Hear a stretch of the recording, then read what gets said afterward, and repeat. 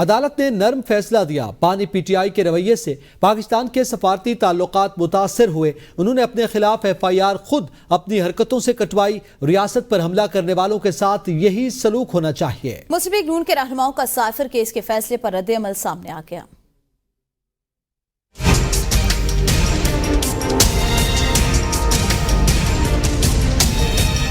Cipher case کی خصوصی عدالت نے بانی پی ٹی آئی اور شاہ محمود قریشی کو 10 سال قید کی سزا سنائی۔ فیصلے پر رد عمل میں خواجہ آصف بولے، یہ عدالتی فیصلہ ہے، اس کا احترام ہونا چاہیے۔ قانون کے تحت ریلیف کا قانونی طریقہ ہے، وہ استعمال کر سکتے ہیں۔ مصدق ملک بولے، یہ سیاسی مقدمہ ہے یا نہیں، فیصلہ عدالت نے کرنا ہے۔ نیشنل سیکرٹ کو پبلک کرنا حلف کی خلاف ورزی ہے۔ سائفر سے متعلق تمام گواہان کے بیانات ریکارڈ ہو چکے۔ اگر تو یہ نیشنل سیکیورٹی کی بریچ کا معاملہ ہے اور اس سلسلے میں سزا سنائی گئی ہے تو پھر تو آپ جو کرتے ہیں آپ کو اس کا سامنا کرنا پڑتا ہے، اور اگر یہ سیاسی نوعیت کا ہے تو پھر اس کا فیصلہ تو عدالت کو کرنا ہے، اور عدالت کو سیاسی فیصلے نہیں کرنے چاہیے۔ تمام گواہان نے یہ بتایا کہ ہم نے وزیر اعظم کو سائفر پبلک کرنے سے منع کیا تھا۔ رانا ثناء اللہ نے کہا، سائفر کو پبلک نہیں کیا جا سکتا۔ سائفر کو پبلک کرنا ریاستی مفادات کے لیے نقصان دہ عمل تھا۔ حساس دستاویزات کو عوام میں لہرانے سے ریاستی مفادات کو نقصان پہنچا۔ بانی پی ٹی آئی کو عدالتی پروسیس کے تحت سزا دی گئی۔ یہ خوش قسمت ہیں کہ ان کے پاس اپیل کے لیے سپریم کورٹ کا فورم موجود ہے۔ نواز شریف کے پاس اپیل اور ریویو کا حق نہیں تھا۔ احسن اقبال کہتے ہیں کہ ان کے رویے سے پاکستان کے سفارتی تعلقات متاثر ہوئے۔ میرے خیال میں عدالت نے نرم فیصلہ دیا ہے۔